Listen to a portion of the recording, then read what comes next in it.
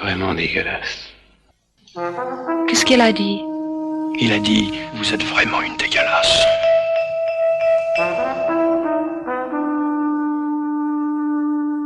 Qu'est-ce que c'est dégueulasse?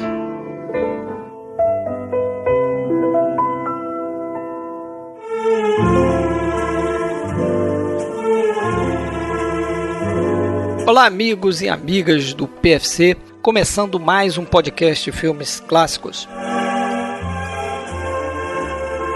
Episódio 148 será um episódio de um filme apenas.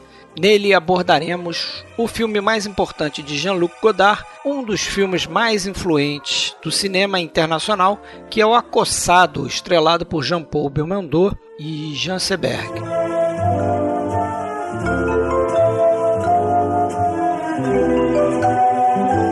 Goste ou não você do cinema de Jean-Luc Godard, é inegável que Acossado, filme lançado em 1960, influenciou todo o cinema que veio após dele, e nomes como Scorsese, Tarantino e muitos outros foram influenciados por essa obra-prima do Jean-Luc Godard. Você pode entrar em contato com a gente acessando nosso site oficial filmesclassicos.com.br e pode ouvir a gente no iTunes, Spotify, Google Podcasts, Castbox e qualquer outro agregador de podcast que for da sua preferência. A gente também tem um canal no YouTube onde a gente publica os áudios que a gente grava e também tem as lives que a gente está fazendo mensalmente. Para achar qualquer um desses canais é só procurar podcast Filmes Clássicos.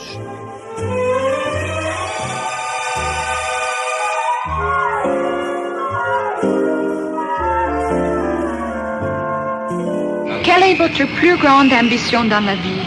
Bonsoir, Jusco. Devenir immortel, et puis mourir.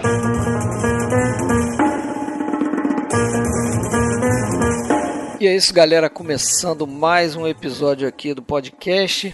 Eu, Fred Almeida, falando do Rio de Janeiro. Alexandre Cataldo fala de Blumenau. E aí, Fred? E aí, cara, tudo bem? Tudo bem, e você? Tudo tranquilo, vamos para mais uma aqui no nosso podcast, mais um filme, né? E filme muito importante para o cinema mundial, né? Para o cinema moderno, principalmente. E para falar também sobre esse filme, está aqui nosso jornalista, crítico, blogueiro, agora escreve até em booklets de Blu-ray, não é isso? Rafael Amaral. Por aí. Obrigado, Fred, mais uma vez pelo convite. Obrigado, Alexandre. Um prazer enorme estar aqui conversando sobre um filme tão importante. Não, e cada vez mais uma honra ter você aqui, né? Poxa. Eu que agradeço. Você está cada vez mais valorizado. Isso aí, o passo está valorizado, está só aumentando aí o cachê, tá certo? Mas e quem eu acho que a gente tem que valorizar mais, fazendo meia culpa, é o Sr. Godard, porque é a primeira vez que a gente vai falar dele no podcast, já depois de 6 anos e meio. A gente nunca tratou de nenhum filme dele, nem Dicas Triplas, nem esse vai ser o primeiro. Em nada, né? A gente às vezes exagera um pouco na rejeição, né? Ele tem no mínimo um período muito bom, né? A gente vai falar sobre isso. Isso. Apesar de que hoje é episódio de filme, né? A gente vai falar que é o primeiro longa dele, mas a gente pode falar um pouco mais também sobre a figura dele, né? Que é uma figura dessas assim. Polêmica, controversa. Ame ou odeio. Odeio, né? isso. Meio Glauber Rocha aqui também, né? Não inspira sentimentos muito meio termo, não. 880. 880. Isso. Mas como você falou aí, o primeiro filme dele, né? O primeiro longa, na verdade, ele fez curtas. Assim como no período ali, né, no início da Nouvelle Vague, diversos outros cineastas ali estavam lançando seus primeiros filmes com relativo sucesso, né, e chamando muita atenção. Os companheiros dele aí nesse movimento, ele foi um dos últimos ali, dos grandes diretores da Nouvelle Vague a lançar o seu primeiro longa, né? Então o Truffaut já tinha feito Os Incompreendidos, o Eric Romer já tinha feito O Signo do Leão, o Claude Chabrol estreou com o Le Beau Serge, em 58. Alain Resnais já tinha feito Hiroshima Mon Amour, seu primeiro filme. O Roger Vadim, que alguns têm o filme dele como o marco inicial do movimento, né, em 56, e Deus Criou a Mulher. Deus Criou a Mulher. Isso, já tinha feito o seu primeiro filme, que foi justamente esse. Então, em 59, o Godard vai fazer o primeiro longa dele, né? Vai lançar em 60, Ele lançar em 60. Ele vai na esteira, né? O caminho já estava iniciado, ele vai acabar de... Eu acho que dá para dizer que é o final do início da Nouvelle Vague, é a marca assim de que realmente isso é um movimento, é uma tendência. É interessante dizer também que eu acho que o que possibilitou o Acossado, a produção do Acossado, foi o nome do Truffaut no roteiro, né? Sim. E também o nome do Chabrol como consultor artístico do filme. E depois a gente vai descobrir que o Chabrol não fez nada, né? O próprio Chabrol vai confessar depois. Né? Ele fala num documentário. Só um chamariz, né? Assim como o Truffaut também, né? Exatamente. O Truffaut, na verdade, ele fez um argumento, né? Lá ambos, atrás. né? Ambos, Truffaut e Chabrol. O Godard mudou muita coisa no roteiro do Truffaut, inclusive o final do Acossado era para ser totalmente diferente. Ele mudou depois bastante. Eu posso falar sobre isso também, mas ele mudou muita coisa. Mas o fato de o Truffaut ter ganhado um prêmio em Cannes em 59, o Chabrol já ter se estabelecido como cineasta atrativo, isso ajudou ao produtor, né, o Georges de Beauregard, né, acho que é assim que se fala, ele apostou no filme, né, foi graças a esses outros dois nomes aí que ele acabou apostando nesse filme, e lembrando que ele não estava vivendo um momento financeiro muito bom naquela época, esse produtor. Ele tinha tido um fracasso anterior, estava com uma dívida grande. Então, o Acossado foi um risco que ele assumiu, que ele apostou. E era uma tendência ali, né, que esses críticos da carreira do cinema estavam deixando só de ser críticos para passar a fazer seus filmes, né? Exato. Então acho que era um movimento ali que foi no embalo também com o Godard, né? Mas o que eu li é que em 56 o Truffaut ele tinha escrito um tratamento, né, uma coisa bem simples, para um filme criminal que teria sido inspirado numa notícia de jornal, né? Exato. Mas ele colocou esse projeto de lado quando ele começou a fazer Os Incompreendidos. E aí depois do sucesso dos Incompreendidos ele foi tocar outros projetos e acabou que ofereceu essa história pro Godard e ele decidiu, como o Rafael falou, né, adaptar isso no roteiro, né, criou várias outras cenas, coisas que não estão no tratamento inicial do Truffaut. O Godard nesse momento ali, se eu não me engano, 57, 58, ele trabalhava para a Fox, né, para a representação da Fox na França, e foi a Cannes em função desse trabalho dele. Ele já tinha feito curtas, então, inclusive o último dos curtas foi já com o Belmondo, né? Isso. E ele foi a Cannes, conheceu o produtor, o Beauregard, que inclusive daí propôs a ele fazer um outro filme, que se não me engano era uma história lá que tinha sido escrita pelo Homer, né?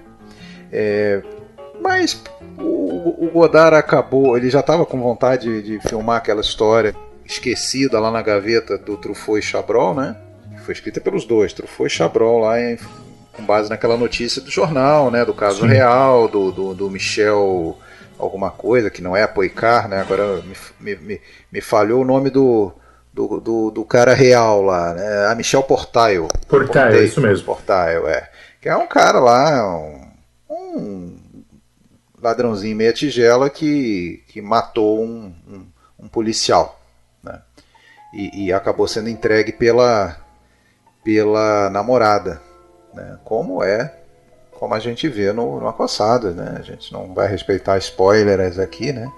É um filme de mais de 60 anos. Então ele acabou convencendo o Beauregard a filmar essa história, não o filme lá que o Beauregard queria, que ele ficou, até alguém falou, né, não sei se foi o Chabrol, que ele ficou fingindo que estava escrevendo esse outro roteiro pro Beauregard durante umas 2 semanas lá, Até que ele daí, só esperando o momento certo de falar, não, esse aqui não vai dar certo, vamos fazer esse outro filme aqui.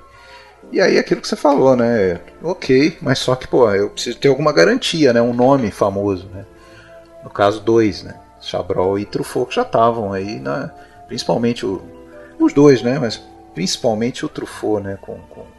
Compreendidos. Ter conseguido trazer a Jean Seberg também foi algo muito positivo para a produção.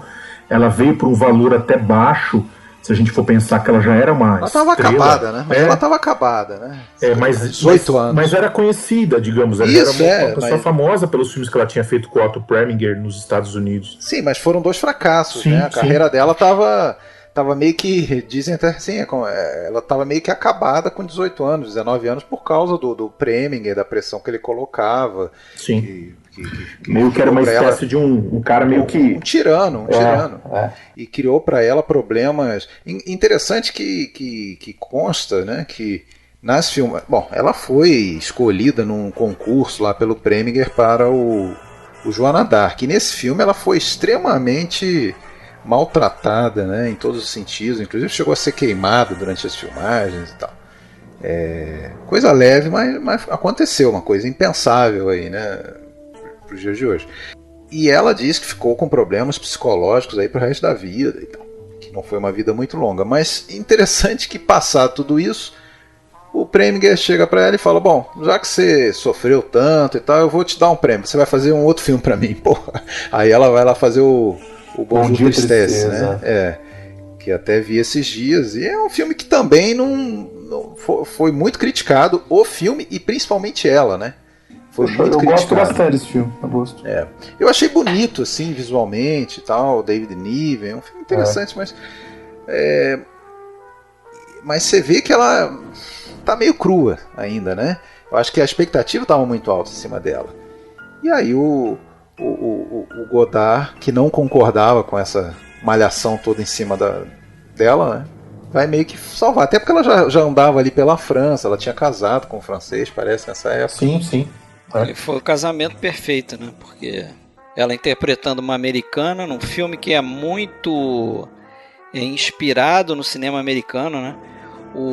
Esse filme, muitos críticos aí colocam ele como um filme que serviu de molde, bem mais do que os seus antecessores, serviu de molde para o cinema da Nouvelle Vague que viria ainda. E ele tem muitas das características que a gente observa no movimento.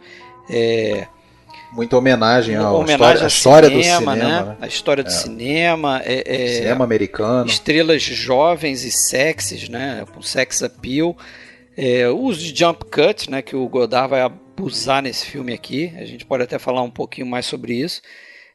Trabalho de câmera na mão, trilha de jazz improvisada, né? Tem também muito. Às vezes diálogo falado diretamente para a câmera, quebrando a quarta parede.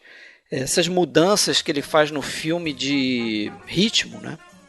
Às vezes você está num embalo da ação ali, de uma certa cena, daqui a pouco ele corta, ele está naquele quarto e estão os dois conversando sobre a vida, né? E emitindo pensamentos filosóficos e tal, então tem essa mudança. Uma série de recursos narrativos que fazem desse filme um evento único, né? Alguns comparam, inclusive no noticiário na época lá, que estava sendo produzido, dizia, vai estar para sair um novo Cidadão Kane, né? E claro, né? E por outro lado também a polêmica lá, a gente dizendo, esse cara não sabe o que está fazendo, é uma confusão tremenda, o próprio produtor insatisfeito com ele. E alguns dizem, uma terceira corrente diz que era o próprio Godard que alimentava essa celeuma justamente para gerar publicidade. O que eu sei é que a Jean Seberg ameaçou largar o filme no começo, inclusive. No primeiro dia de filmagem, ela voltou, depois que acabou a filmagem, ela conversou com o então marido dela, e ela disse, olha, eu não estou entendendo nada que esse cara está fazendo, o jeito de dirigir dele não dá para entender. Enfim, ela estava bem, digamos, desgostosa. Aí o marido dela, então, que eu não me lembro o nome agora, disse para ela assim, calma, que essa é a maneira de trabalhar dessa nova geração, dessa geração Nouvelle Vague. Ele acabou trabalhando um papelzinho no filme também, sim, o marido dela. É verdade. Mas eu acho assim, que pro ator, no set, o principal problema, a gente hoje vê o filme e pensa no jump cut, por exemplo, mas jump cut não estava ali na filmagem, né? Isso foi criado depois na sala de edição. Inclusive não era intencional, não dizem pelo menos, não era uma intenção, não era pensado, ele até não era aparentemente planejava, ele planejava talvez até há indícios que planejava uma narrativa mais tradicional nesse sentido, tanto é que o primeiro corte dele tinha 2h40, uma coisa assim, e foi nessa, né, de reduzir que ele, em vez de cortar cenas inteiras como seria o normal, né, cortar cenas inteiras do filme, ele não, vamos manter a cena, porém reduzindo o tamanho de cada cena, como? Simplesmente fazendo esses jump cuts que meio que sem querer, né, acabou criando aí uma... Eu acho que muito da velocidade do filme, do tom do filme, tá na sala de edição, né, ou tá na montagem. Claro, com certeza. O filme, ele é montado de uma forma que dá um ritmo muito, muito bom para ele. Mas também tem alguns planos longos ali, a gente percebe isso. Tem plano de sequência, inclusive, naquela agência de turismo. Sim. Mas o que eu ouvi do assistente de direção dele é que não se sabe nem se foi ele ou se foi a montadora dele, a Cecile Decougis, ou os dois que tiveram essa ideia, não se sabe se foi por acidente também, né? Que eles acabaram desenvolvendo essa técnica e realmente perceberam que isso acelerava ali a narrativa, né? E em alguns momentos até ele evita a ação mesmo, né? Parece alguma coisa até não sei, aí é uma especulação minha, talvez um subterfúgio para por não conseguir realizar uma coisa talvez que seja muito realista. Por exemplo, quando tem uma cena lá que ele vai bater no cara que é o dono da garagem lá, né? Porque ele pega o carro lá e tal. E até na morte do policial, você não vê a ação se desenrolar, né? Ele corta a ação, exatamente a ação. Na verdade, o que ele está fazendo ali, ele está rompendo com a decupagem clássica, né? Isso, também. Porque eu posso usar esse exemplo do policial, dessa cena do policial, que ela é muito interessante, porque eu vi o filme esse final de semana, então tá bem fresco na cabeça. Ele vai até o carro, ele pega a arma, o carro dele tá parado, né? Ele pega a arma. Quando ele se volta e há o corte, a gente vê o policial num lugar diferente. Ele não tá aparentemente ele tá caindo dentro ele tá no meio de da floresta. Da floresta. Então você fala, peraí, houve uma quebra de continuidade, a impressão que a gente tem. Não uma quebra da ação. A ação foi concretizada, o tiro foi dado, o cara morreu. Mas peraí, esse cara não tava lá. Esse cara estava em outro lugar. Então, assim, ali já a gente percebe que uma opção um pouco curiosa de corte. E aí, tem uma coisa também, eu não sei se vocês notam, antes de acontecer essa ação com o policial, esse tiro, ele está no carro brincando com a arma. Atira no sol. No momento que ele dá um tiro, tem um plano de umas árvores. Sim. Exatamente no som do tiro, ele mostra umas árvores, né? O sol, né? Atrás, as árvores e o sol atrás. E o sol atrás. Então, tá atirando no sol, em tese. Atirando no sol, mas também já faz uma conexão ali com essa morte ali no meio da floresta, né? Porque fica um plano meio estranho, assim, ele tá atirando, você não sabe onde é que ele tá atirando. Ele quebra essas regras e a gente percebe também uma outra cena que me marca muito, vendo agora o filme, é aquela em que ele tá com a Patrícia no carro e a câmera, ela fica ali no mesmo eixo, no mesmo enquadramento, o tempo todo na nuca da Patrícia, né? E ali tem vários jump cuts. Vários jump cuts. E aí, nesse momento, eu acho um belo exemplo esse momento. Esse momento é marcante. É marcante. Vários jump cuts, mas na mesma situação. Aí você pensa que naquele momento é plenamente justificado, né? Porque ele acelera aquele momento. A gente não precisa ver aquele percurso todo, né?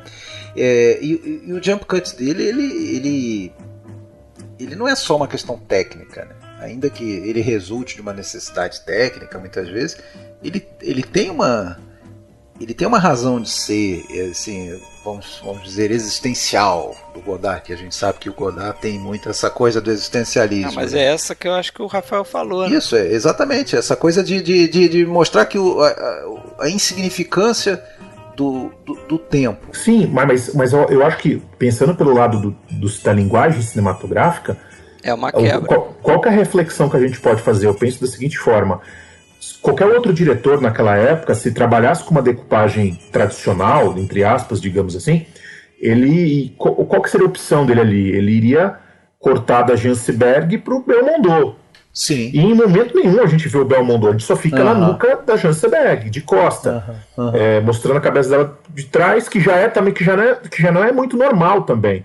E o Godard vai fazer bastante plano assim, por exemplo, no Viver a Vida, essa coisa de pegar a pessoa por trás, né? Isso. E não a primeira história, né? Exatamente. A primeira história do Viver a Vida, que tá fresquinho pra mim, porque hoje eles o tempo todo de costas, né? Exato. Ele não vê a Ana Karina por trás, não pela frente. Então isso já é uma quebra.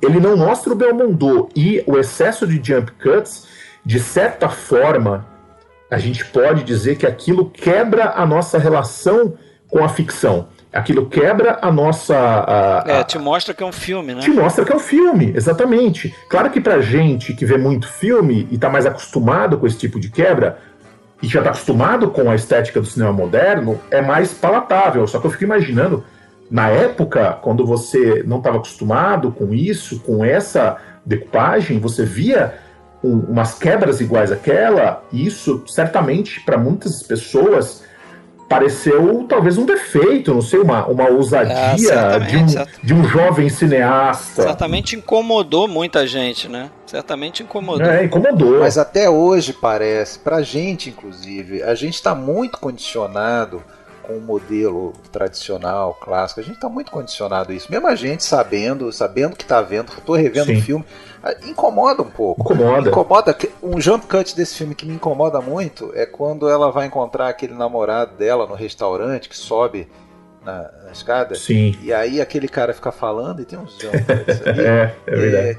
Aquilo incomoda muito, porque é no meio da fala dele. E o interessante do jump cut é o seguinte: você não sabe se o que veio depois necessariamente foi filmado depois, porque tudo pode estar embaralhado ali.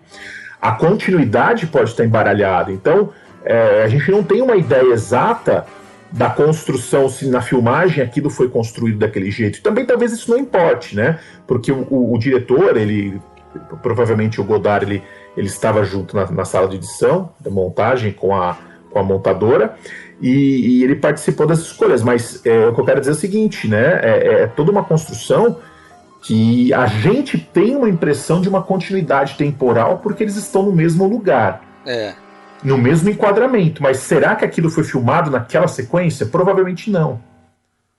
Mas acho que é uma questão para pensar também, né? Quando a gente está pensando aí... O mais legal disso para mim é o seguinte, o cara foi um dos caras, né, que ajudou a mostrar que você pode contar uma história por meio do cinema, não necessariamente do jeito tradicional, né? Claro que não foi o primeiro, claro que rupturas já existiam, Sim. já existiram em outros momentos antes. Tá aí o Cidadão Kane, por exemplo. Porém, essas rupturas são necessárias, elas são partes. Então, é aquela coisa, ainda que alguém possa torcer o nariz para o Godard como um todo, o Godard do período mal em diante, do período politizado em diante, cara, esse filme aí é um marco. Inclusive, é um marco. É isso que faz, que torna ridículo ver alguém, sei lá, 20, 30 anos depois, refilmar o Acossado. Não faz o menor sentido. Não faz assim, porque a revolução estética... Você vê, por exemplo, vamos fazer uma revolução aqui, vamos fazer uma revolução no Brasil, vamos fazer uma revolução. Podemos fazer uma revolução. Agora, vamos fazer uma revolução francesa no Brasil? Não faz sentido nem falar essa frase, porque aquela revolução francesa é aquela lá que aconteceu naquele momento. Não faz sentido pela contextualização histórica, né, do filme. E digo mais, eu acho que no caso do Acossado, é um filme que, na minha visão, na minha opinião, e cada vez que eu vejo ele, mais eu tenho essa certeza, ele é um filme que o que menos importa ali é a história. A história é bastante simples, né? Eu acho que, como outros filmes do Godard, né, é uma história bastante simples. O Alexandre praticamente relatou quando escreveu a notícia no jornal. Sim. Quer dizer, justamente essa experimentação dele, essa tentativa de quebrar a narrativa clássica e fazer diferente. É um exercício de estilo, eu acho. O filme é puramente um exercício de estilo. É o que importa. Eu li até um livro aqui em que o autor ele ele coloca a influência do Jack Kerouac, né, um escritor americano, né, ícone exatamente do movimento beat nos Estados Unidos, e como que as ideias do Jack Kerouac, a forma dele se aproximar da literatura, de certa forma encontra um espelho na forma do Godard fazer o Acossado. Ele não chega ao ponto de dizer que o Godard se inspirou no Kerouac, e o Godard parece que nunca falou nisso, mas ele traça alguns paralelos no sentido de que ambos eram assim contra esse conservadorismo, né?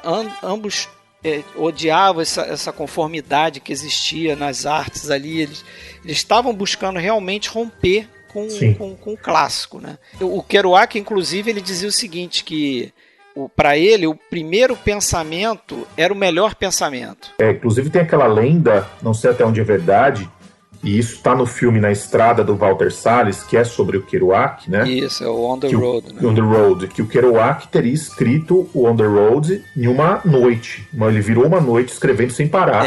O Kerouac parece que ele até criticava colegas escritores dele se o cara voltava lá para alterar alguma coisa, que ele achava que ficava melhor, e falava, pô, você não pode alterar, você escreveu aquilo a primeira vez, é o que está valendo. Exatamente. E isso tem muito do improviso do Godard aqui, também, a ponto do Godard chegar ao cúmulo de como ele não estava fazendo filme, gravando som, né, ali para usar depois, o som direto, ele estava usando só o som como guia. Ele chegava ao cúmulo de, algumas vezes, ele escreveu o diálogo um pouco antes da cena. Sim. E falar para os atores o diálogo que eles tinham que repetir. Então ele falava ali no ouvido, ali próximo ali da Janseberg, agora você fala isso. Agora você fala isso aqui, o Belmondo e tal. Esse aí era eu acho o grande problema dela, né, Janseberg. Pô, ela vinha de um classicão, né, de um Preminger, de um modo de trabalho totalmente diferente. E era o fato de, até teve um roteiro escrito, mas esse roteiro foi simplesmente ignorado pelo próprio Godard, que escrevia e reescrevia diálogos todos os dias à noite. No dia seguinte os caras chegavam no set, levavam eles ali para tomar um café enquanto passavam os diálogos do dia. Então, naturalmente ela ficava extremamente desconfortável com aquilo. Queria pegar o ponto aqui, voltando àquele ponto que o Fred abordou sobre a questão da escrita. Tem um livro que eu queria indicar que é muito interessante, chamado Godard, Cinema e Literatura. É um livro do Mário Alves Coutinho. O Coutinho, ele é um estudioso do Godard, né? E ele, nesse livro, é um livro de entrevistas. Ele entrevistou vários autores, teóricos, professores franceses de cinema. E nessas entrevistas, mais de um teórico disse, pelo que eu me lembro aqui quando eu li o livro, que o Godard, ele filma como ele escreve. Ele filma com grande velocidade e impõe uma grande velocidade na edição. Isso, claro, eu estou falando dessa primeira fase aqui, novela e vague, tá? Não estou falando das outras fases, que fique bem claro isso. Que você considera, só um parênteses, que você considera que vai até o quê? Então, essa é uma outra discussão. Tem gente que diz que essa fase vai até a chinesa, que digamos que aí começa aquele Godard mais politizado, mais... Fase Mao Tse Tung. Fase Mao, que antecede Maio de 68. Exatamente. Mas vale lembrar que a novela vague, eu acho que terminou antes, na minha leitura. Eu acho que a novela vague vai até 63, 64. Acho que depois já fica difícil falar em novela vague. Mas é uma outra questão. Agora, o que eu queria falar da leitura é o seguinte.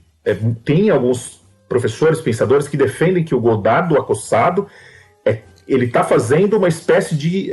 ele está continuando o trabalho de crítica de cinema no filme. Que ele imprime a mesma velocidade dos diálogos, a mesma velocidade do texto, a mesma velocidade, a forma como ele concebe aquilo, da mesma forma que ele escrevia, porque o Godard também escrevia crítica muito rápido. Ele escrevia de uma velocidade imensa e tinha essa coisa que o Fred falou, não voltava para o texto, escrevia e mandava brasa, né? Então tem uma relação entre essa primeira fase cinematográfica e a maneira como ele concebia suas críticas de cinema. Mas isso é muito interessante, porque já no livro que eu li, que depois eu vou até descobrir aqui qual é o nome, para não ficar feio, já que você citou o seu aí, que esse autor ele diz que e o Godard falava isso também, né?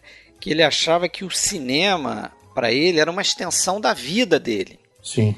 Então o cineasta, ele devia estar sempre procurando, ele devia estar experimentando, como você está experimentando com a vida, né? Então isso bate muito com o que você acabou de falar aí, né? Porque a forma dele escrever, ele normalmente foi um movimento natural dele passar isso para o cinema, né? Essa visão, a gente tem que, para falar desse filme, para falar de Novela Vague, a gente tem que entender a cabeça desses caras. Isso aí que você falou é fundamental, Fred. Para eles era igual comer. Né? Ver filme, falar de filme, era a vida deles, eles respiravam isso. Ainda que o Godard fosse um cara que não tinha nenhuma relação com o cinema até ali início dos anos 50, quando se fixou em Paris, ele era um cara que ele, na verdade, ficou transitando entre França e Suíça, né? O pai dele era suíço e tal. E ele não tinha um interesse específico pelo cinema, né? Foi quando daí foi para Paris em 50, 51, ele conhece pessoas, e é que ele vai começar a escrever e vai de uma maneira vertiginosa, que em 52 ele já está escrevendo artigos famosíssimos e tal. E essa galera respira cinema, principalmente cinema americano, cinema antigo. O Godard falava assim, nós estamos agora no cinema falado, mas a gente só vê filme mudo, filme... a gente vê de tudo, a gente é como se fosse um cristão indo visitar as catacumbas, né? Ou seja, vendo o passado, né? O nosso passado. Interessante, Alexandre, que você falou do passado dele. O Godard foi ele nasceu e cresceu em uma família abastada, uma família que tinha recursos, e desde muito pequeno ele sempre teve muito contato com livro, com literatura. Não era tanto cinema, era mais literatura que ele tinha contato. Para ter uma ideia, o avô dele é um dos fundadores do Banco Paribas, né? É um banco que existe por aí até hoje. Ele vinha de uma família abastada, era exatamente o contrário do Truffaut. O Truffaut vinha de uma infância marginalizada, né? Que a gente vê isso nos Incompreendidos, meio que autobiográfico. E é engraçado como eles se cruzam e que depois cada um vai para um caminho totalmente diferente. Né? Eles racham. O Godard vai para um caminho de cinema revolucionário, político, e o Truffaut... Pô, não parece para vocês que é um caminho, é toda uma dinâmica muito parecida com até do cinema novo também? Em várias coisas que a gente fala sobre Novela Vague, parece que a gente tá falando que essa coisa de que em 63, 64 já estava meio que acabando, isso aí que você falou ainda há pouco da Novela Vague também vale, né? Começou a mudar o tipo de filme, que teve esses rachas. Os movimentos são irmãos. São irmãos e são todos muito parecidos, né? Duram poucos anos, é uma fagulha, é uma centelha que faz história, que fica, que influencia o que vem depois. Você tem uma grande transformação no cinema na virada, no período dos anos 50, depois dos anos 60. Isso não é uma coincidência, né? Que vários países terão aí os seus cinemas novos. Japão, Suécia, não só o brasileiro, Japão, Tchecoslováquia, Estados Unidos, Reino Unido. Mas eu acho que o que acontece na França é o que vai, de certa forma, ser o mais inspirador para todos. Né? O que eclode na França, e principalmente, aí eu vou aqui falar do Acossado, o que nasce com o Acossado, o que acontece a partir do Acossado, é realmente um ponto de mudança muito forte. Mas aí eu acho que o diferencial disso é esse passado de críticos dele, não só de críticos, mas de cinéfilos mesmo. Sim. Né? Tudo isso se deve muito àquele cara lá, o Henri Langlois, né, que criou a Cinemateca lá em 30 e pouco, o cara que corria risco de vida durante a guerra para esconder filme dos nazistas. Por isso que por isso que eu sempre falo, a gente tem que ter cuidado quando a gente fala que existe um movimento cinematográfico. Eu acho que a Nouvelle Vague, ela é um movimento porque ela tem várias características que permitem a gente falar em movimento. É diferente do que aconteceu em outros países, que foi digamos que a gente está falando de uma expressão estética, de um momento, mas é complicado você falar de um movimento, porque um movimento, ele presume que existem outras coisas além dos filmes. Existe uma revista, existe uma publicação, existe uma teoria publicada, o Adolf Ellivar teve tudo isso, né? Teve a questão da câmera caneta. É o problema, por exemplo, de chamar o filme noir como se fosse um movimento. Não é bem um Exatamente. movimento. Não é. Mas já a novela vaga é muito mais próximo do que é um movimento. Mas o que você falou aí sobre o Godard e o Truffaut e que eu relacionei aqui, nos primeiros filmes deles, né, demonstram muito do background deles, né? Você vê que o Truffaut vai fazer um filme sobre crianças num reformatório. Sim. Né? Que tá vinculado ao passado dele, Truffaut. E o Godard vai fazer um filme que é cheio de americanismo, né? Até as características do Michel Pocard no filme são muito semelhantes ao do próprio Godard. Até o personagem de Jean Seberg também está relacionado com o que ele é, né? Inclusive diziam que o Godard, quando era bem mais novo, ele roubava colegas de edição, roubava da família, esses pequenos furtinhos de pegar um negocinho aqui que alguém não vê e tal. Então, assim, acho que temos que listar as referências que estão no filme, né? Porque é muito legal, né? Para quem já conhece o filme, está escutando a gente, mas não lembra tão bem. Referências de cinema tem um monte, né? A partir da figura do Humphrey Bogart ali, né? Que ele fica imitando, ele faz aquele movimento nos lábios ali que o Bogart faz no Relíquia Macabra. Essa é a mais famosa, mas antes disso, nos créditos iniciais, o filme já é dedicado a um estúdiozinho B lá americano, Monogram. Que foi um estúdio que durou bastante até, de 31 a 53. É legal você ter lembrado disso, Alexandre, porque, veja só, eu não lembro onde eu vi isso, não sei se foi num documentário, acho que foi num documentário, que o Godard, dizem que ele colocou esse estúdio, o nome desse estúdio na abertura, porque ele nunca havia escrito uma crítica de cinema sobre um filme desse estúdio. E aí vai ao encontro daquela ideia de que ele estava fazendo crítica quando ele fazia o filme. Mas a intenção ali, além da homenagem direta ao estúdio, era já de cara, como se ele estivesse botando um disclaimer ali, de certa forma, porque Monogram Pictures associado a filme B. Filme de baixo orçamento. Poverty Row ali, né? É Poverty Row, filme de baixo orçamento e sem grandes intenções, objetivos. Ninguém está querendo fazer um filme top aqui, não, para ganhar prêmio. Então, ao fazer isso, é como se ele estivesse dizendo: olha, o filme que vocês vão ver aqui é padrão Monogram. Né? né? Se você pensar assim, como esse filme foi feito na raça, em alguns momentos, a gente pode até falar um pouco do Raul Cotard, que é o fotógrafo dele aí, e foi fundamental para esse filme, porque... meio por um acaso, né? Quase por um acaso, né? Ele queria outro cara lá e tal.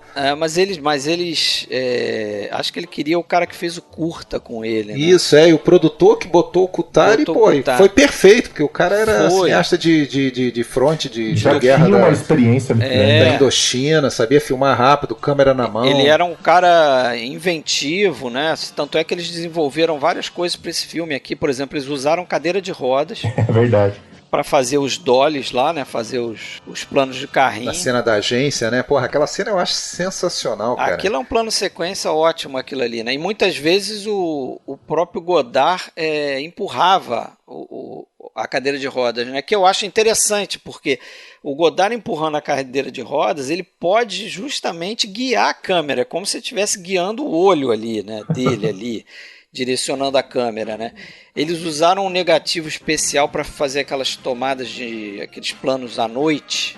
É filme fotográfico, né? Normal, filme fotografia de fotográfico estilo, né? Que eles usaram numa câmera especial lá que eles descobriram que dava para botar aquele filme, né? Por conta da furação, ele conseguia passar aquele filme. E pô, eles não usaram luz praticamente, né? Só luz natural. E teve aquela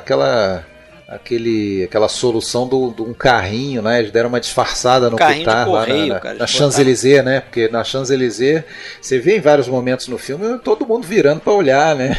O que consta não tinha nenhuma autorização. Isso, né? Que eu ia falar, eles não tinham pedido autorização para nada, eles filmaram ali na cara e na coragem. Totalmente guerrilha. Tem uma senhora que chega a descobrir que tá sendo filmada assim, quase que esbarra na câmera. Ela olha assim, passa em frente, sai da frente da câmera. Agora, quer ver o que é engraçado? É que na sequência final, a sequência da morte, o Poicart cambaleante pela rua, como é que é? Campanha Première, lá onde ele vai cair em cima da da faixa lá. Naquela cena era de se esperar, num filme, né, com extras contratados, que as pessoas olhassem o cara cambaleando, baleado. E ninguém olha. Não, tem gente que olha pra trás, olha pra câmera. Ninguém Olha pra câmera, né? Falando em homenagem, tem uma homenagem muito interessante também que eu lembrei aqui, que é na sequência da agência de turismo, que ele fala de um tal de Bob, não sei se vocês lembram disso. Bob Le Flambeur, né? Deve ser. Exatamente, que ele tá fazendo uma referência do filme do Jean-Pierre Melville. Bob Montagnier, né? Que estaria na cadeia, e depois, logo em seguida, a gente descobre que quem botou ele na cadeia, quem dedurou foi o próprio cara ali, né? Que é o que ele vai fazer em seguida, né? Provavelmente, dedurar o coisa. Pô, mas tem referências a... Não, o próprio Melville tá no filme, né? O Melville tá. Fazendo um escritor, né? Pavulesco, né? Pavulesco, que, aliás, né? Esses nomes aí que a gente escuta no filme eram amigos da juventude do Godard lá da Suíça, né? O tal do Parvulesco, o Tom Machoff, né? O Tom Machoff era o Tom Machoff real, eles entrevistam ali para os extras do Blu-ray da Versátil, não sei se chegaram a ver, eles entrevistaram lá o Tom Machoff lá na Suíça. O cara, ele era um super cinéfilo, né? Talvez tenha sido até o cara que levou o Godard para gostar. Você está falando do documentário Quarto 12. Desculpa, tô confundindo. Esse é o Quarto 12, esse né? Esse não tá no Blu-ray. Esse não tá no Blu-ray. Que, aliás, é um documentário bem legal. É bem legal, bem legal esse doc. É o quarto Quarto 12... 12 Hotel de Suede. Que é onde se passa a sequência no quarto. Que foi o quarto real onde foi filmada aquela cena de 25 minutos, longuíssima, né? Que, aliás, também merece alguns minutos a gente falar dela, porque, aquilo ali, filmando num espaço exíguo, tanto é que teve gente da equipe que teve que ficar da porta para fora, não cabia todo mundo dentro, uma coisa meio improvisada ali, né? E, nesse documentário, cansa, o documentarista ele vai a esse quarto alguns dias antes do hotel ser demolido ou ser reformado. Ele se hospeda ali, né? Ele fica hospedado ali. Ele fica hospedado ali. E ele vai relembrando aquilo e vai se encontrando com pessoas que participaram do filme. E nessa passagem desse personagem que você falou, ele vai para a Suíça, né? Ele vai para um bar Suíça, isso. Na Suíça e contra o Tom Machoff. Exatamente. E esse cara, ele fala uma coisa, ele fala assim: o Godard escreveu 2 vezes aqui, ele mora a 30 minutos daqui, né? O Godard nessa época já estava morando na Suíça já. Mas eu até pensei que o cara fosse tentar procurar o Godard na casa dele, mas ele não foi, né? Ele tentou 2 vezes fazer contato. Exato. Logo, a primeira coisa que ele faz quando chega no hotel é ligar pro Godard. E o Godard... E ele questiona o Godard sobre a palavra final do filme, né? Ele perguntou, o que queria dizer ali no final, não sei o que. Ele o quê? Você tá de sacanagem. Pá, desliga na cara do cara. Na cara dele. No final ele tenta de novo. Aí o cara fala, ele é um pouquinho mais dado, ele só fala assim, eu tenho que trabalhar aqui, dá licença, eu não posso falar agora, eu tenho que trabalhar. Ele dá e desliga do mesmo jeito. Desliga. Mas ele entrevista aquela moça que foi até colocada a pedido do Truffaut, não sei qual era a relação dela com o Truffaut, que faz a menina do a menina que ele rouba dinheiro, né, no início, né? Aquele cara é liso demais, né? Faz um pão com ovo aí pra mim que eu já vou comprar o jornal. E nisso ele vai lá roubar o dinheiro pra pagar o pão com ovo. Sei lá se é pão com ovo, o que é que ele ia comer. Na outra ele vai no restaurante, né? Eu acho que com a Patricia, e não tem dinheiro. Então tá, me espera aqui que eu preciso ir ao banheiro. Não, o cara no banheiro. Ele vai lá pra roubar o cara no banheiro. Dá uma bifa no cara e rouba no banheiro. O cara vive perigosamente, né? Mas bem bandidinho assim, né? Pra quem não lembra pra quem viu a tempo e não lembra, como só falaram, uma história simples, né? Um trambiqueiro que vai lá pra roubar um carro lá na Marsella e acaba matando um policial, meio que sem necessidade nenhuma, né? Fanfarronice total, assim, e daí ele tem que fugir, já vai só quer encontrar namorado, ou não sei se chega, não dá pra chamar de namorada ainda. E ele já conhece a Patrícia, ele fala da Patrícia, já conhece ela. Como se a gente estivesse entrando nessa história pela metade já, eles já se conhecem. Não, inclusive naquele quarto ela fala que tá grávida dele, né, quer dizer... Então, pois é. Eles já tiveram alguma relação. Isso não significa nada pra ele, né? Não, eles já ficaram 3 ou 5 dias, né? Ela fala, nós dormimos só 3 dias juntos. Ele fala, não, foram 5.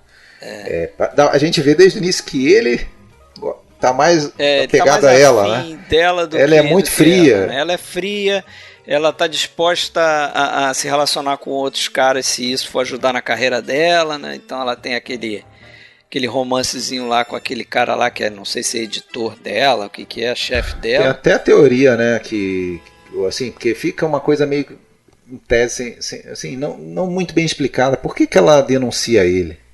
Ela denuncia ele e depois volta pro quarto para dizer para ele, eu te denunciei. Quer dizer, para que ela faz isso?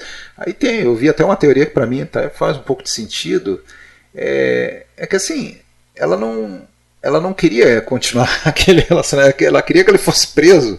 Ela queria que ele fosse preso para ela ficar livre.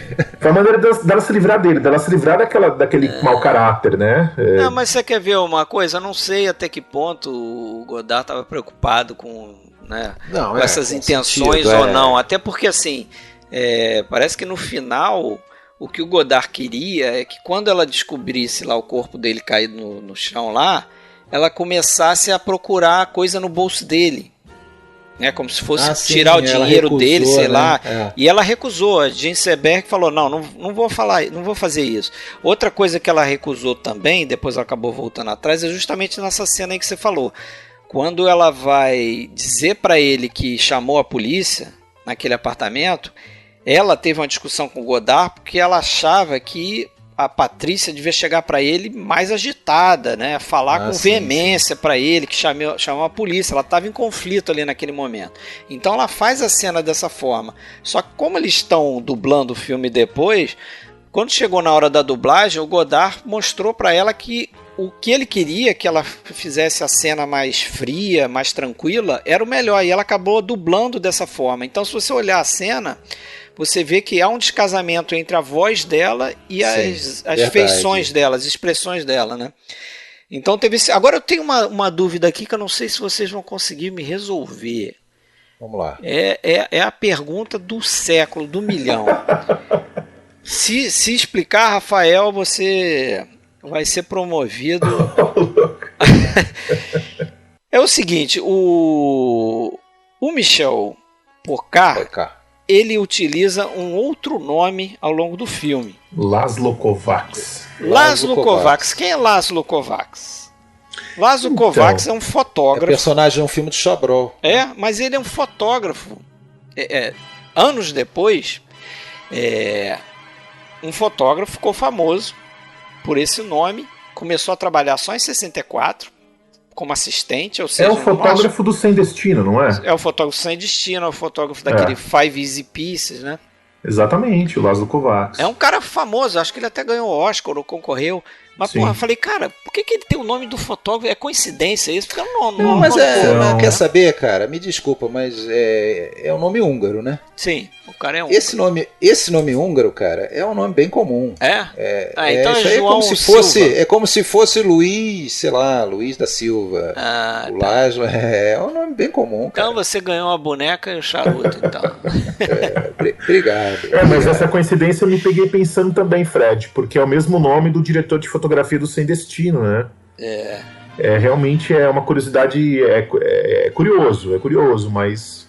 Agora, só para fechar aquela questão das referências a cinema antigo, cinema mudo, aquela cinefilia que está impregnada no filme, além do Bogart, além do Bob Le Flambert, além do Melville e tudo mais, a gente tem ali referências em alguns momentos muito, muito sutis. Você tem referência ao Chave de Vidro. Lembra que a gente falou de Chave de Vidro, inclusive, recentemente, quando falou de... Você falou filme ou a gente fez o ajuste final? No ajuste final? Isso. Não sei se você vai lembrar. Mas você falou o filme, Capitulou Sorrindo? O Capitulou Sorrindo. Bom, eu tenho DVD dele aqui no Brasil, também já saiu como A Chave de Vidro, que é o tradução literal. Ele que o personagem do chefão, agora me esqueci o nome do ator, Brian Donlevy. Do Brian Donlevy, ele debocha do tô mal de memória. O gangster lá do filme lá, o Veronica Lake e Alan que é o par Ladd. da... Alan Ladd. Ele debocha do Alan Ladd, que tá usando umas meias de lã coloridas e tal. Isso tem no... Tá com a meia trocada, né? Com a meia trocada. Tem falas do Falcão Maltês nesse filme. Tem pôster do The Harder They Fall lá Isso, na hora do Bogart, né? Tem o filme que é quando a Patrícia entra no cinema fugindo do policial. Tem alguma coisa do Hiroshima, Meu Amor também. A gente não vê qual é o filme que ela está assistindo, não aparece, mas a gente escuta os diálogos. É o filme A Ladra. Do Preminger. Do Preminger, justamente, com a Ginny Turner. Bom filme, isso aí. Tem a referência ao Dragões da Violência também. Isso que eu ia falar, lá naquela coisa do canudo, né? Quando ela olha... Exatamente. Ela olha pro personagem do Belmondo através do canudo, que é uma referência ao Dragões, que tem um momento em que um personagem olha o outro pelo cano da arma, né? A gente vê ali pelo cano da arma. Então tá cheio de referência. E tem aquelas íris de cinema mudo em vários momentos no filme, né? Aquela íris fechando assim. É verdade. É verdade. Então, porra, tá impregnado, né? E, cara, são coisas que você entendendo a referência, você curte mais o filme, né? Você sabe o que você está vendo, você sabe que você está vendo um filme de cinéfilo, né? Que daí faz você afastar um pouco essa necessidade de um plot bonitinho, fechadinho, ou de uma concisão narrativa, de uma de certa forma, mal comparando, né? A gente pode fazer essa atualização talvez. É um pouco o que o Tarantino fez ali na década de 90, né? Que ele pega toda aquela influência que ele tem ali como cinéfilo, ele faz filmes que ele está fazendo referência a esses filmes e está tentando também fazer um cinema cool, né? Uma coisa modernosa e tal, e muita gente olha para o Tarantino e acha que ele inventou o cinema, né? Pois é. Inclusive a companhia de produção do Tarantino se chama o quê? A Band Apart, que é o nome do filme do Godard, né? Que é um filme bem legal. É um filme bem legal, vi anteontem, não tinha visto ele não. Pois é. Agora, o Godard, a gente fala sempre das influências dele, do pessoal da Novela Vague, do cinema americano. Mas é interessante que, apesar de essa turma da carreira do cinema, até tinha, acho que um certo racha entre eles, porque tinha alguns diretores que eram meio que malhados por alguns e insensados por outros, inclusive diretores franceses antigos e tal. Não era muito unanimidade, não. Mas a gente vê referências aí, ou influências de muita coisa francesa anterior, e principalmente um cara que parece que o Godard gostava muito e respeitava muito, que era o Jean Rouch, né? Um documentarista, né? Que ficou muito vinculado a filme, documentários antropológicos, né? Que é aquilo que você vai conhecer um determinado lugar do planeta, né? A cultura, os hábitos, a cara das pessoas, o jeito que elas se vestem, o jeito que elas andam, e de certa forma e o Godard faz um pouco isso também no Acossado, que, porra, para muita gente é quase tem um tipo de filme antropológico sobre Paris ali, né? Fica um registro histórico daquela época. Você sabe que logo depois do Acossado, entrevistaram o Godard e ele disse na entrevista que o filme dele era um documentário sobre o Jean-Paul Belmondo e a Jean Seberg. Em Paris, né? Em Paris. Então, assim, me parece, eu tenho essa impressão, é um filme... E ele tinha feito, o Jean Rouch, eu acho que 2 anos antes, o Eu Negro. Aí eu até vi esse filme, ele é citado como referência. Assim, é uma coisa meio vaga, é difícil. É um documentário. Falam de jump cut. Ficcionado. Tem muito pouco jump cut. Eu identifiquei um jump cut no momento que eles estão dançando lá na praia. Então tem a parte da dança também, aquela parte da dança do... Tem alguns jump cuts, mas não é pelo jump cut em si, é mais pela aquela coisa assim de você acompanhar um personagem de uma maneira muito vaga. E com uma narração sobre a voz que ao mesmo tempo não pretende ser digamos que não pretende ser uma dublagem perfeita, né? Você vê que o Jean Rouch, ele quebra um pouco isso. Inclusive a narração desse filme é feita pelo Jean Rouch e pelo ator, pelo personagem principal. Eles ficam Edward G. Robinson. Uma hora fala o Jean Rouch, outra hora fala esse ator. E é uma coisa, como o Alexandre falou, é até difícil de definir, mas é tipo um documentário ensaiado, ficcionalizado, né? Ele tá mostrando aquele lugar e tal, mas eu também vi agora recentemente. O cara se deu bem, né? O cara foi pra França, depois virou diretor, inclusive, né? Virou o um ator diretor desse filme, né?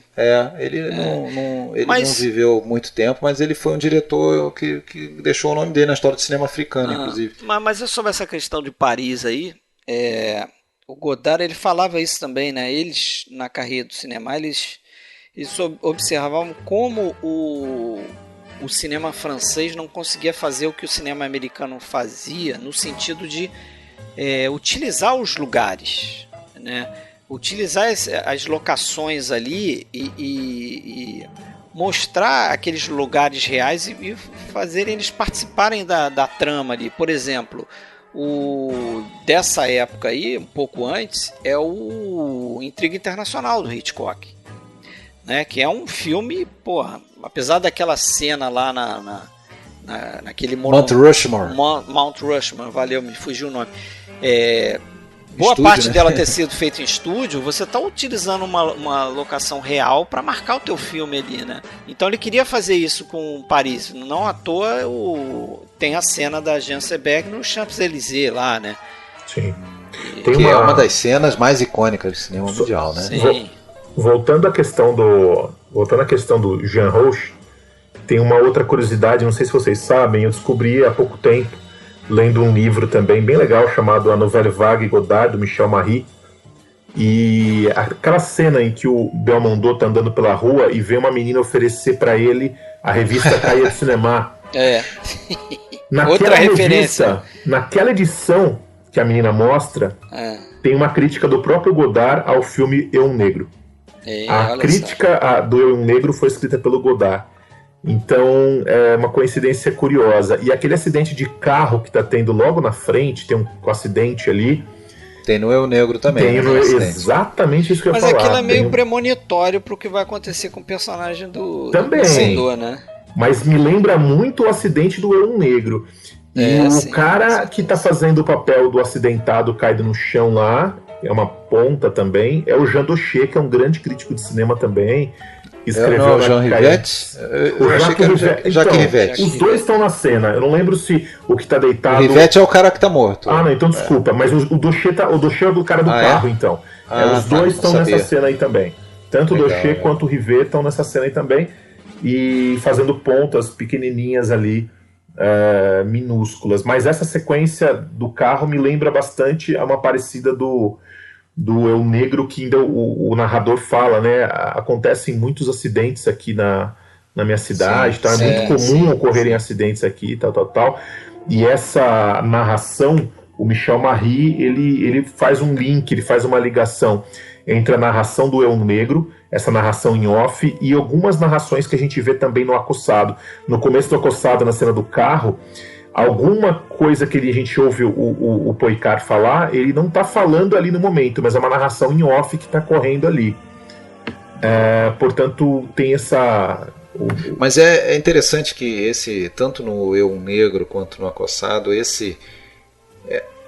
essa maneira de contar a história, ela passa um pouco de uma coisa um pouco bem-humorada, de certa forma, apesar de ser uma história, vamos dizer, triste que a gente está vendo, né? Sim. É um bandido que vai acabar morto, que vai ser traído pela namorada. Mas tem um lance cômico ali, né? Tem todo um tom cômico, né? Naquela maneira narrativa, um pouco assim, algumas coisas beirando o ridículo, né?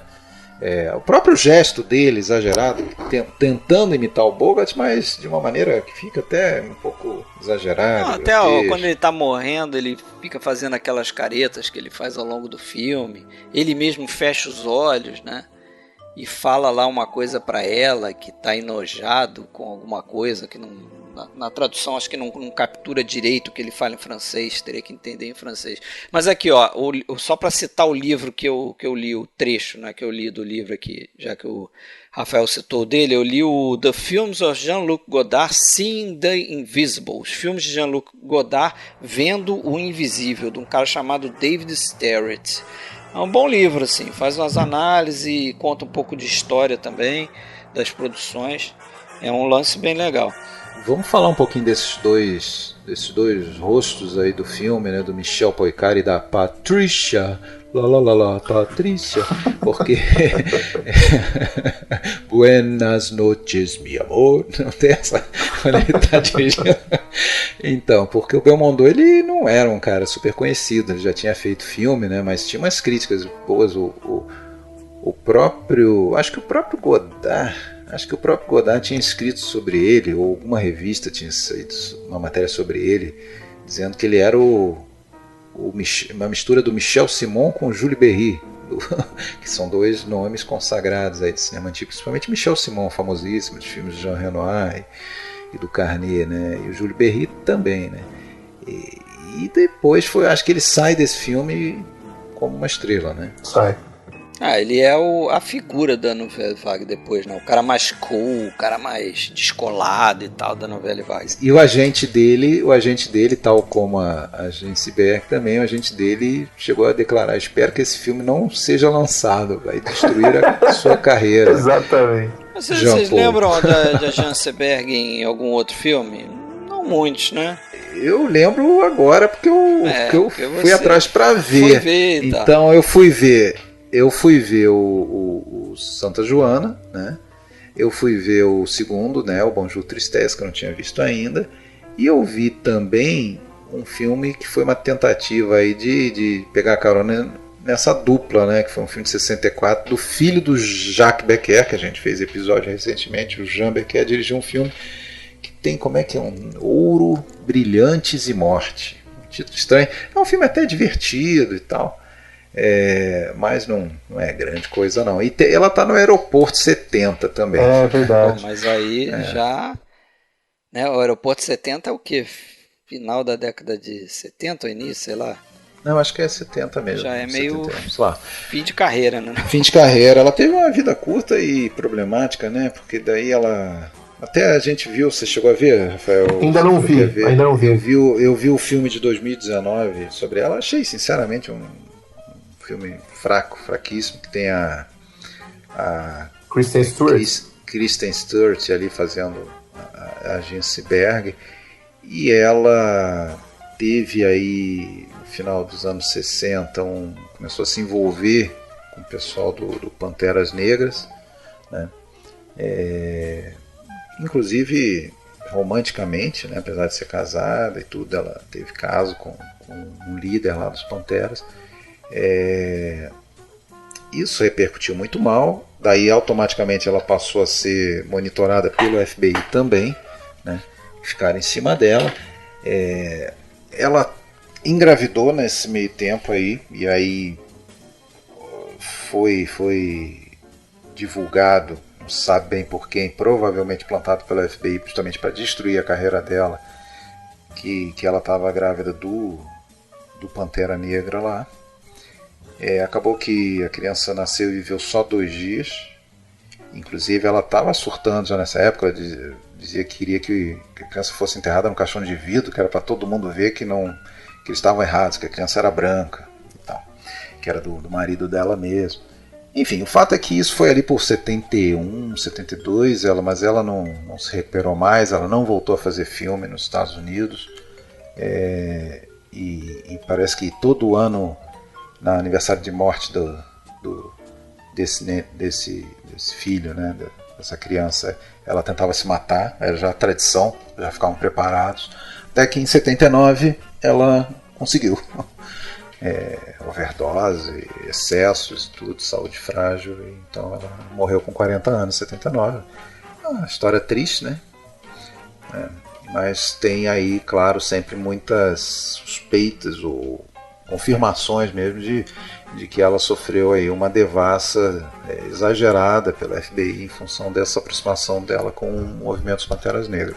E é uma figura que a gente sempre vai lembrar daquela menina de cabelo curtinho, né? A gente sempre vai... É até estranho você ver ela com cabelo longo, né? Você pega algumas fotos de alguns filmes, é muito esquisito ver ela de cabelo longo, né? É uma figura... Que influenciou, né? Influenciou. Hoje em dia a gente vê as meninas de cabelo curto, curtinho assim na rua, mal talvez nem saibam, né? Que de certa forma, elas estão seguindo lá uma moda lançada ali pela personagem dela. Essa é uma outra questão interessante que você aborda, Alexandre. Essa questão que a novela vague, ela trouxe tendências, né? Tendências de moda, tendências que extrapolavam a questão fílmica. E essa questão desse universo pop que gira em torno da novela vague é justamente uma coisa que o Godard depois vai quebrar isso, né? Ele vai romper, porque o cinema dele depois é um cinema que não tem nada mais a ver com esse universo cômico, leve, pop, essa coisa da juventude livre, fazendo também referência ao passado, fazendo referência ao cinema. Confesso que eu não vi nenhum desses filmes aí. Depois do Pierrot Le Fou, acho que eu não vi nada. Só para encerrar sobre a Seberg, tem um outro filme dela que eu peguei, mas acabei não tentando de ver, que é o Lilith, que é um filme do Rosen, do Rosen de 65 com o Warren Beatty. Exatamente. Me parece que é um bom filme, bem conceituado. Inclusive alguns dizem que foi o último bom filme que ela fez, né? Mas assim, vai fechar a filmografia da Jean Seberg? Não. Não, ela fez vários outros, mas bombas, né?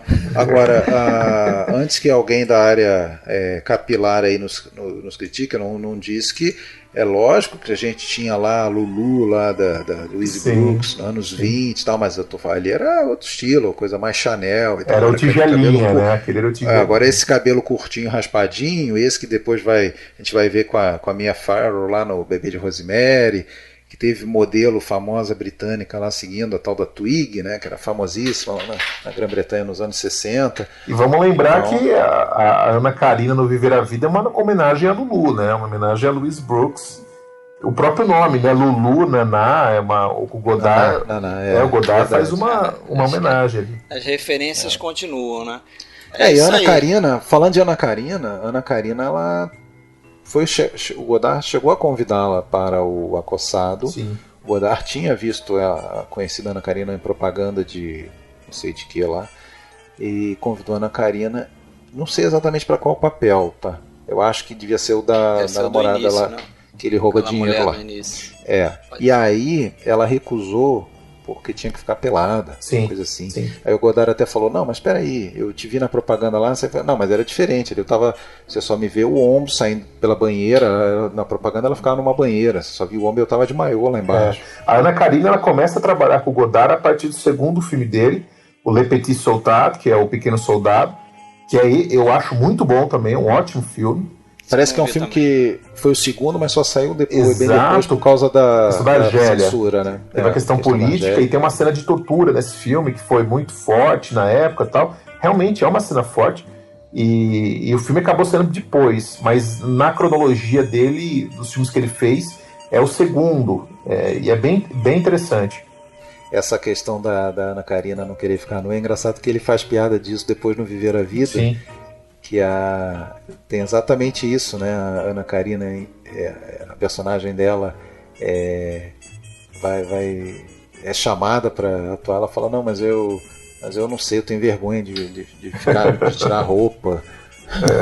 De novo, na extensão da vida do cineasta. Essa primeira fase do Godard, ela é chamada também, conhecida também como os anos Karina, que é justamente esse período Ana Karina. Depois ele casa com a outra Anne, né? Sim. Aquela que faz o Baltazar, né? O Hazar Baltazar. Isso, que é a que vai fazer com ele a chinesa, que vai trabalhar com ele em outros filmes, e depois ela vai escrever um livro sobre a relação deles.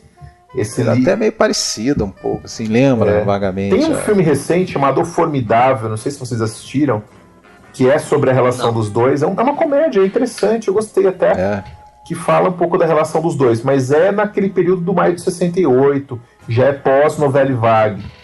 Interessante também. O próprio Godard, que nesse filme do Acossado, a gente vê que respira amor pelo cinema americano, pelo filme noir e tal. O próprio Godard depois, quando vira o disco, né, para a fase politizada, de esquerda, ele sempre teve isso, mas estava mais em segundo plano, e quando isso passa para o primeiro plano, ele próprio vai criticar o próprio Acossado, né? Já aí numa terceira fase é que ele meio que se faz as pazes com a Acossada. Ele fala, não, eu já tive vergonha, hoje em dia eu até vejo A Acossada é um bom filme e tal. Mas só que não era aquilo, eu imaginava fazer um Cidadão Kane e acabou ficando alguma coisa tipo Alice no País das Maravilhas, misturado com sei lá o que, assim. Ele meio que diminuiu A Acossada, né?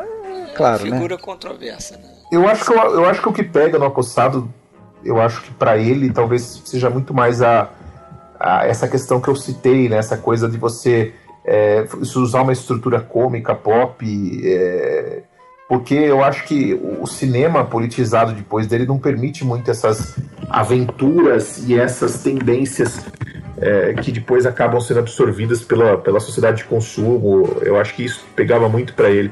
Porque na questão visual, da forma do Acossado, eu acho que é um filme muito revolucionário. Eu acho que desse ponto, eu acho que ele fez o filme que ele queria fazer. Pelo menos a impressão que eu tenho, né?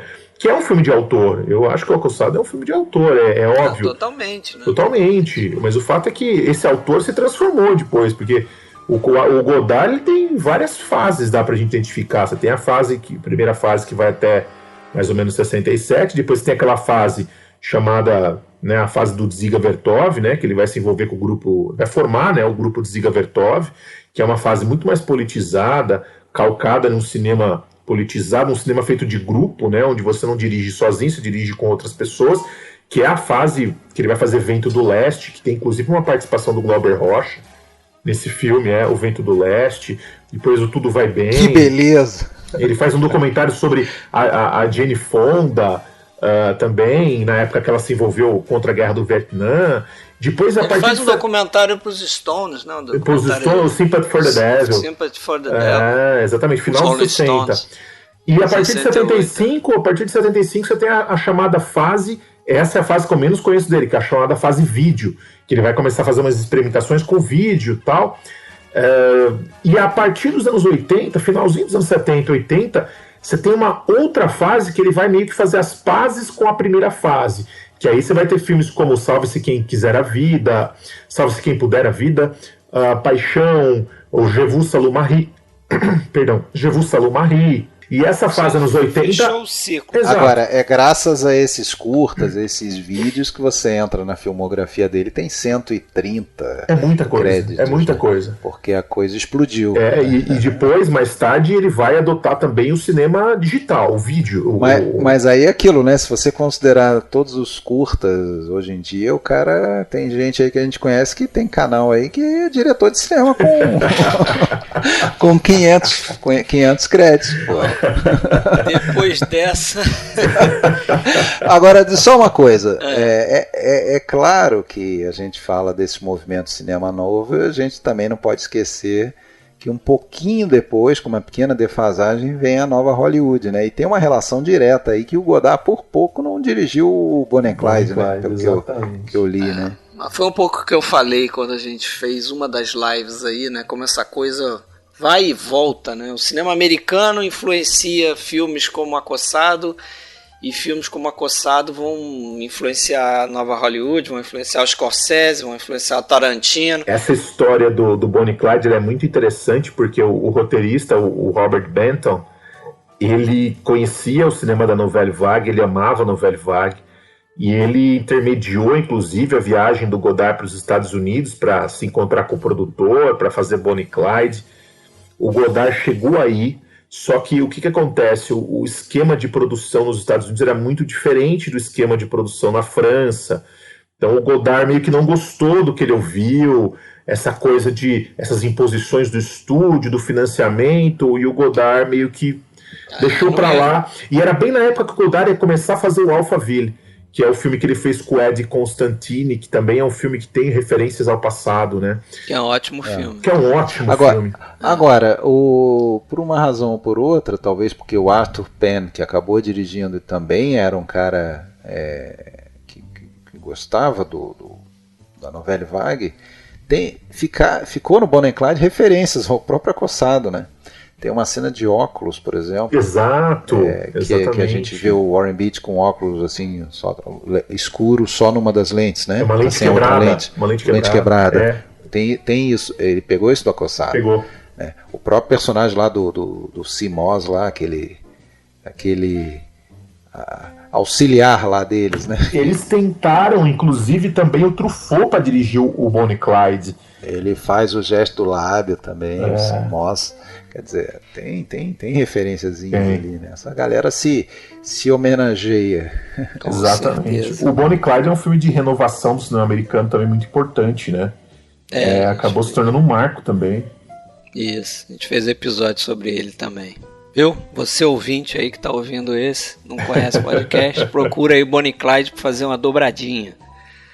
Bonnie e Clyde, em breve um episódio sobre o Godard, então. Não. Falando aí de falando viver a tudo do Godard vida. Viver a vida. O Alexandre se apaixonou por viver a vida. Eu já percebi que ele tá O fascinado. Alexandre vai propor os filmes de Jean Seberg. Fala até do Rogopag, se quiser, porque filmes de episódios aí. Eu falo do Sympathy for the Devil, né? Aliás, tem um clipezinho do Sympathy for the Devil, o John Lennon cantando com o Mick Jagger. Eles fazem uma bandinha lá, né, improvisada, baterista do Jimi Hendrix, sensacional. Eu acho que nunca se repetiu uma música tanto num filme que nem nesse Sympathy for the Devil, porque a mesma música toca o filme inteiro, né? É a mesma música, o filme inteiro tocando a mesma música. Você acaba o filme, você fica aquela música repetindo na sua cabeça 1 milhão de vezes. Né? Lavagem cerebral. Lavagem cerebral. A maior propaganda que já fizeram de uma música no cinema, sem dúvida. Mas é isso aí, senhores. Patrícia. Vamos lá. Vamos pro próximo. O próximo episódio vai ser Filmes de Samurai. Isso aí. Olha aí, bicho. Fazer um grande apanhado aí de eu filmes de senti samurai. Eu fiquei sabendo que o Fábio Rockenbach tá assistindo um monte ultimamente aí. Né? O Fábio Rockenbach tá Uma fazendo overdose. doutorado em filme de samurai. Breve num podcast perto de você. Muito Beleza? bom. É isso. É isso aí. Valeu, Rafael. Prazer em tê-lo aqui de novo. Obrigado, Rafael. Eu sempre agradeço vocês. O podcast, não canso de falar, né? O podcast de vocês é referência. É muito legal. Obrigado por trazer seu conhecimento, né? Opa, com certeza. E tamo junto. O pessoal que tá ouvindo não conhece, né? Vai lá, visita o Palavras de Cinema, acompanha o blog. Sim. Se inscreva, fique fã, porque o cara manda bem. Inclusive tem mais uma coisa pra gente falar do Acossado, que o Acossado ele deve estar incluído numa lista maravilhosa de primeiros, melhores filmes de estreia de diretores, assim como o próprio Cidadão Kane, assim como Os Incompreendidos. Oeste é Sua Vida, e o Rafael compilou essa semana, e eu acho até que já é uma lista mais antiga, que você aumentou ela agora, né? É isso, eu amplifiquei, coloquei títulos a mais, acabou chegando em 100 títulos. 100 títulos de primeiros filmes, vamos dizer, melhores primeiros filmes, ou a sua lista de referência de grandes primeiros filmes de estreia. Não tem um limite. Baita né? trabalho. Mas tem muita coisa boa lá. Tá escrito lá porque não tem um limite, né? Isso. Vai lá ler a lista pra saber. Então, assim, cara, sigam e acompanhem o Rafael também, porque Isso. é um excelente Muito obrigado, trabalho. gente. Obrigado, A gente gente. agradece a tua presença. Valeu. E valeu, Alexandre. Valeu, Fred. Até a próxima. Então. Abraço.